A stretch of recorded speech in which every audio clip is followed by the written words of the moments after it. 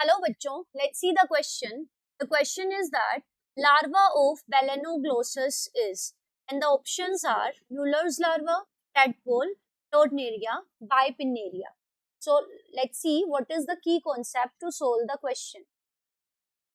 So the key concept to solve the question is that कि हमें different animals के larval forms के बारे में पता होना चाहिए.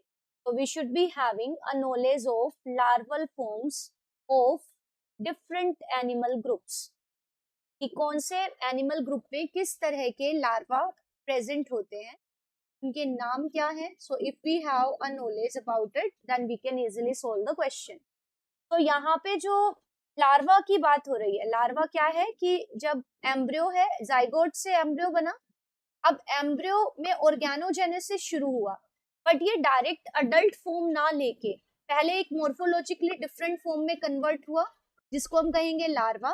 And larva after a series of changes attains a different shape and size, then it becomes the adult. तो लार्वा से अडल्ट का बनना, this is the metamorphosis. So अब हम अगर वन बाय वन देखें तो पहला जो लार्वा है, फर्स्ट लार्वल स्टेज जो हमें गिवन है, that is the Mueller's larva. So Mueller's larva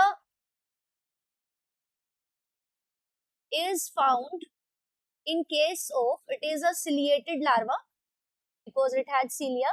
So it is a ciliated larva, and this larva is found in marine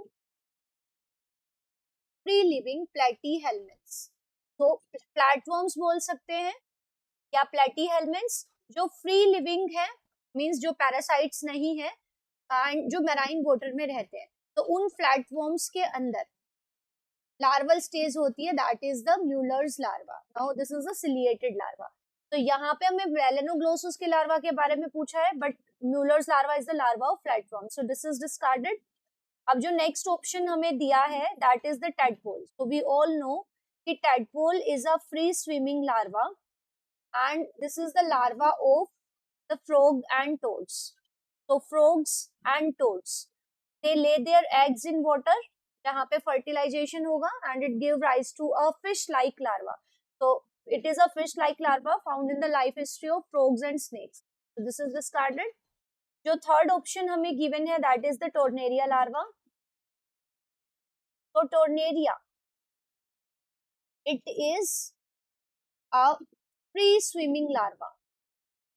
It swims freely, so it is a free swimming larva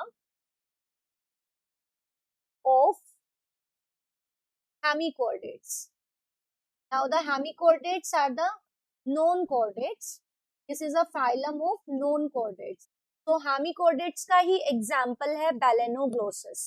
तो यहाँ पे हमसे जो पूछा है कि Balanoglossus के larva का क्या नाम है, तो hemichordates के अंदर अगर लार्वा प्रेजेंट है, then this larva is known as the Torneria larva, and the Balanoglossus is also a hemichordate, so इसके लार्वा को हम कहेंगे Torneria larva. तो हमें यही बताना था कि larva of Balanoglossus क्या कहते हैं. So it is called Torneria. But if we look further at other option as well, तो next option में हमें दिया गया है the Bipinnaria larva. So Bipinnaria larva is the larval form in the life history of starfish. It is the first larva of starfish. और जो starfish है, they belong to the phylum Echinodermates.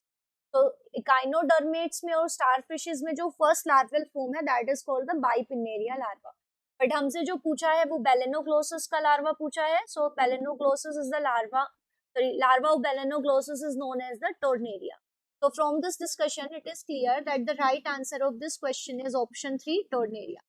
I hope you understood it well. Best of luck. Thank you.